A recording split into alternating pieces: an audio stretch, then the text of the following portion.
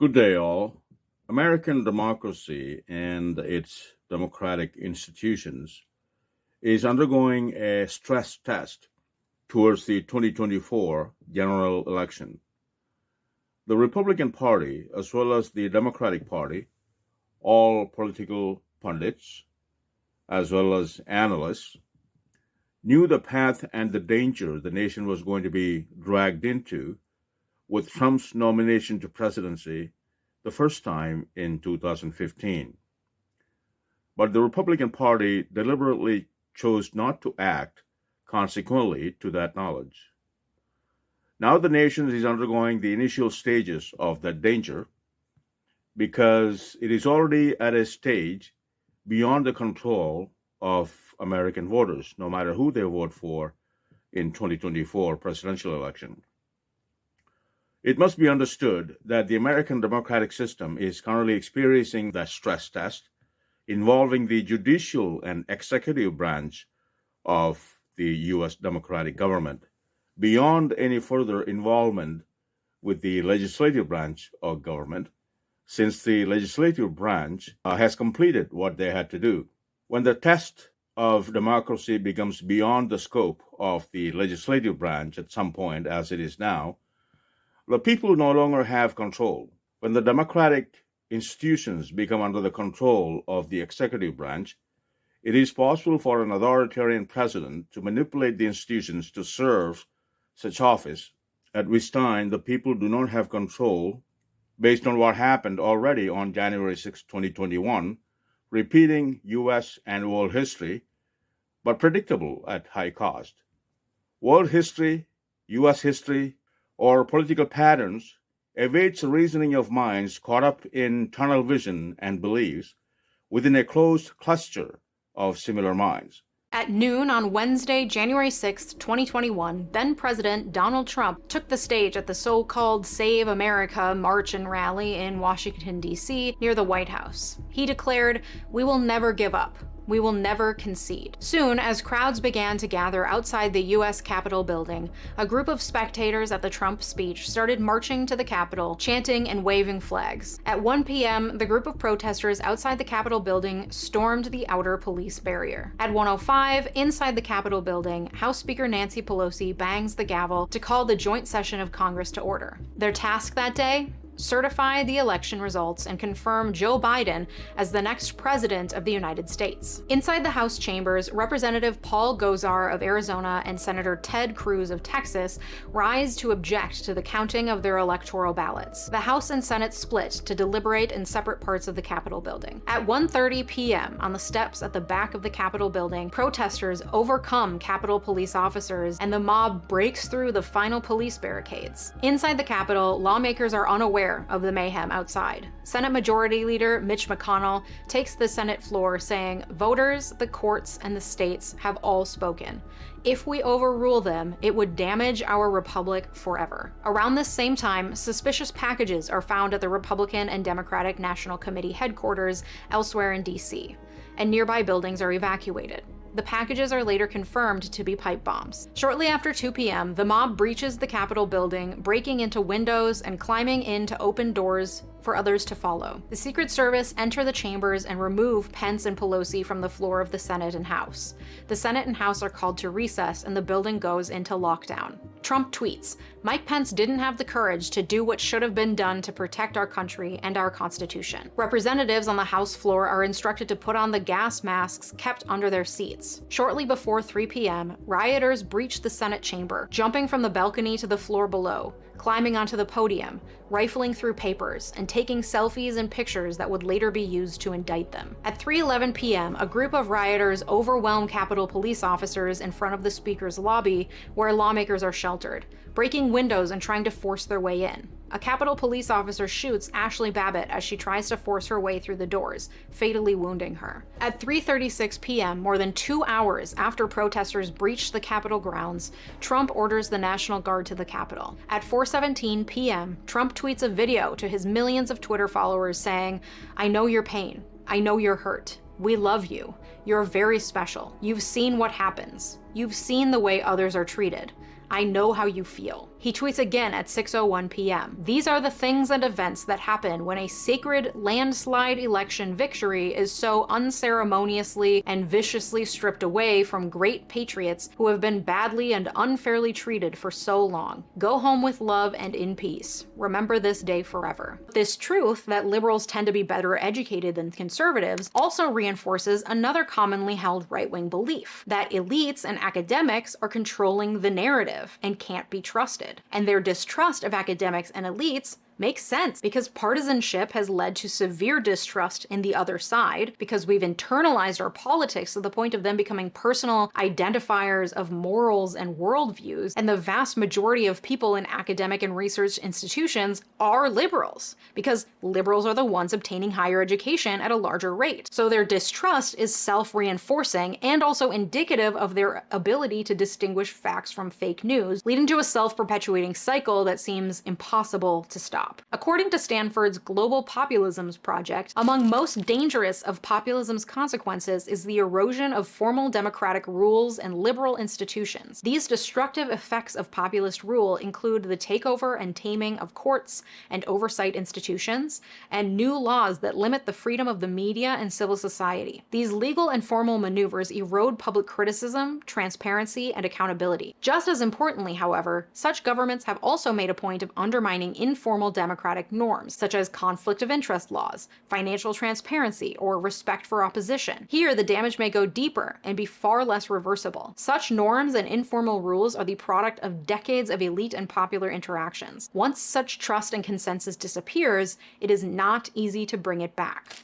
So the American voters now already lost their control because we are faced with danger regardless of who wins the presidency in 2024. America is now already locked in with the consequences of the 2016 presidential election, regardless of who they vote for in 2024. The people's choices can also become irrelevant, resulting in contesting the election results of a losing authoritarian incumbent, even violently, as witnessed on January 6, 2021, no matter who they voted for. It is obvious that the precursors are in place for a repetition of the events in January 2021 to occur in 2024, probably may not be the same way, but with more dire consequences, again, beyond the control of American voters, because the driving forces behind such events are not going away and are not going to be given up, which can easily be observed from the patterns so far.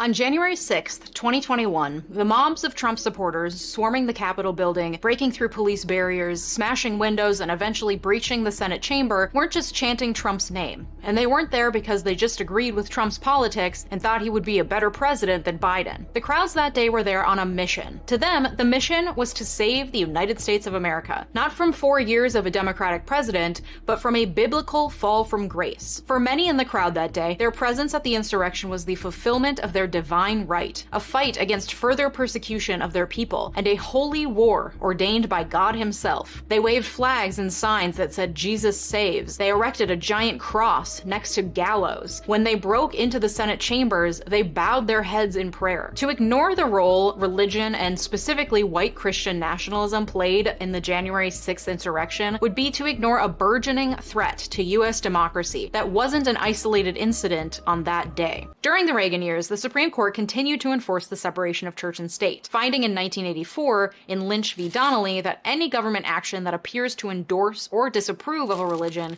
is unconstitutional. In 1985, the court ruled that a moment of prayer violates the Lemon Test and is unconstitutional. By the end of the Reagan administration, the moral majority disbanded. In 1989, the Christian Coalition was founded, picking up the torch of evangelical political action from the moral majority. But this time, instead of focusing on presidential elections, the mission was to organize evangelicals at the grassroots level. At this point, the tide started turning for the religious right. In 1990, a nearly unanimous Congress passed the Religious Freedom Restoration Act, meant to provide more federal protection for religious exercise. Then in 2001, George W. Bush took office, and the religious right once again saw an opportunity. Bush is an evangelical Methodist. He spoke freely of his faith and made promises to enact policies advocated for by evangelicals. And this time, he actually followed through. However, then 9/11 happened, and Bush became became bogged down in national security concerns and 2 wars with Iraq and Afghanistan, and he failed to push through the biggest parts of the evangelical agenda. Right around the time that Democrat John Kerry loses the election to Bush, and Democrats then become mobilized to change what they saw as a never-ending war and soon economic collapse in the 2008 financial crisis. Enter Obama, the evangelical death wish. He is the first president to acknowledge non-believers in his inaugural address, saying, "We are a nation of Christians and Muslims, Jews and Hindus, and non-believers." And then, of course, backlash, because that's what happens every time in this country. With the election of Obama came things like Obamacare, new Supreme Court appointments, first non-white president, and the perceived further erosion of Christian family values. The religious right was once again feeling persecuted, like they did in the 60s and 70s during the Civil Rights Movement and Supreme Court cases, further establishing a separation between church and state. They were victims of the woke left. Their country was out to get them. And you know what a persecuted group of people needs?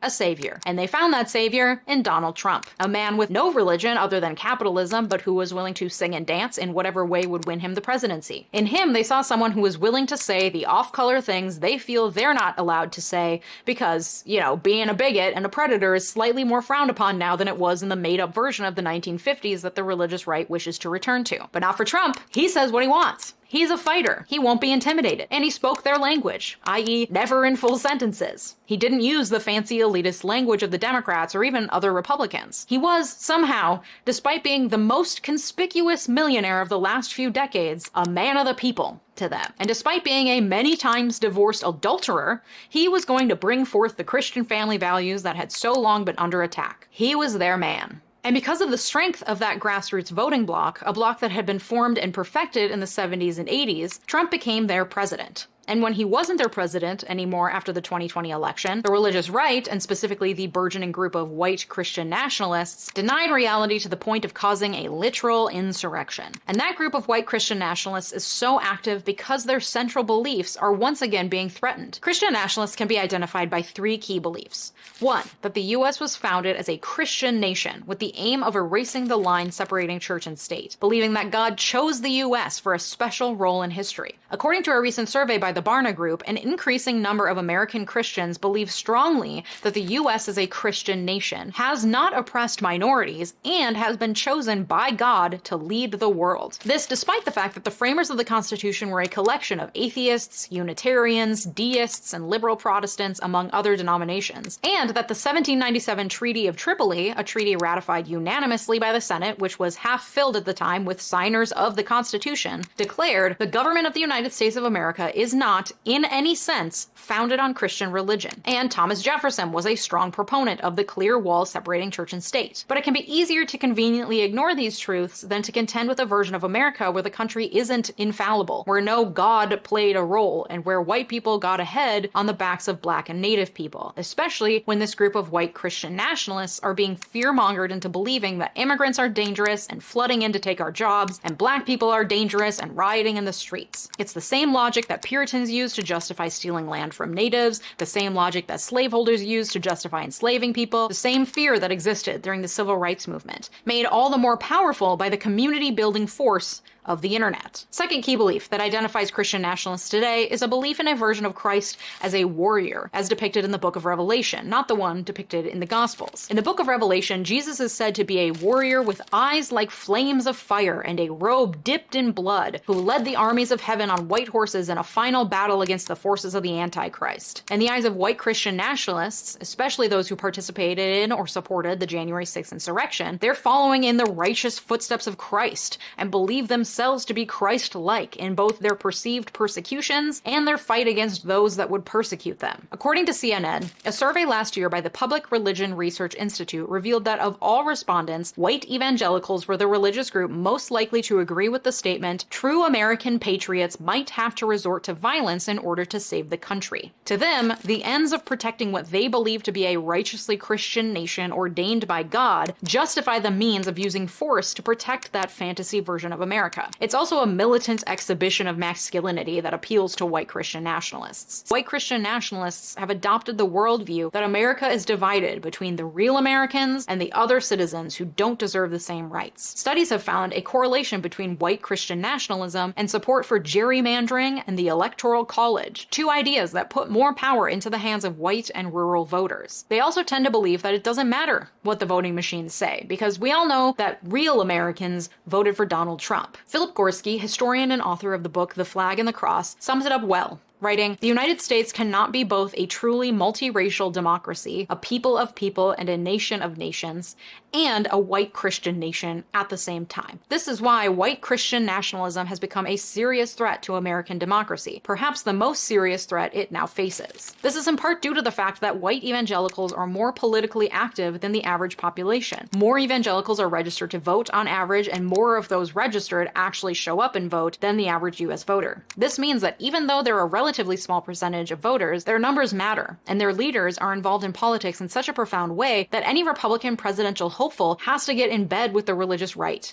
Because as much as people who subscribe to the ideals of the religious right, especially the burgeoning white Christian nationalism movement, love to differentiate themselves from democratic sheep who don't think for themselves, the foot soldiers of the religious right movement may show up to marches, vote, and donate, but it's the movement's leaders, often moving in elite circles, that consciously reframe culture war issues in order to capture and control the votes of a large subsection of the American public. Because they understand that if you can get people to show up and vote based on just one or two issues, then you can control their vote. So they use these wedge issues to maintain political power for themselves and their allies, increase their funding, and enact economic policies that benefit the billionaires who fund them, tying conservative economic policies to religion. The Bible and God oppose progressive income taxes. Regulation of business and public funding of the social safety net are against the biblical model, and a free market system was God's plan for America. And in turn, these practices then preserve the fortunes of powerful families, which is why religious nationalism often goes hand in hand with authoritarianism, which frequently exploits religious nationalism to suppress dissent and keep disempowered members of society not only in a subordinate position, but actually brainwashed to continue supporting the initiatives that are actively leading to their own oppression. So the bigger problem are for the rest of the people in the United States in 2024 and beyond. It is imperative for American people to understand this, because this is what we are looking at. Whether or not the Republic can withstand such a test, undermining the foundations of American democracy once again, will then only depend on the show of force at that point. This is not an isolated American problem, but actually a global problem that will have dire consequences worldwide. This is what we're looking at.